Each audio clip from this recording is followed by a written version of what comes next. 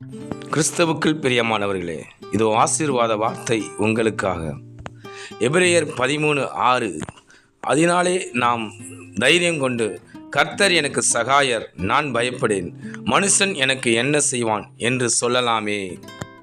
எரிகின்ற அக்கினி சூளையிலே தூக்கி போடுவேன் என்று சொல்லி நேபுகாத் நேச்சார், சாத்ராக், மேஷாக், ஆபேத்நேகோ என்பவர்களை மிரட்டினான்.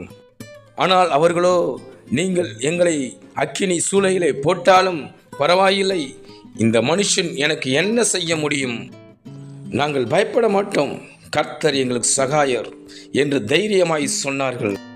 இதை கேட்டுக்கொண்டிருக்கிற யாக்கோபு என்னும் பூச்சியே, இஸ்ரவேலின் சிறுகூட்டமே, பயப்படாதே, நான் உனக்கு துணை நிற்கிறேன்.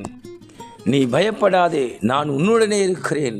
திகையாதே, நான் உன் தேவன், உன்னை பலப்படுத்தி உனக்கு சகாயம் பண்ணுவேன். சாபமா, வேதனையா, துக்கமா, மீள முடியாத கடன் பிரச்சனையா, உன் அருகில் உள்ள மனிதர்களெல்லாம் உன்னை சுற்றி வளைத்து கொண்டார்களா? நீ பயப்படாதே, இந்த மனிதர்களால் ஒன்றும் செய்ய முடியாது. கர்த்தர் உன்னோடு இருக்கிறார். கர்த்தர் உனக்கு சகாயம் செய்வார். கர்த்தர் உன்னை ஆசீர்வதிப்பாராக. ஆமேன்.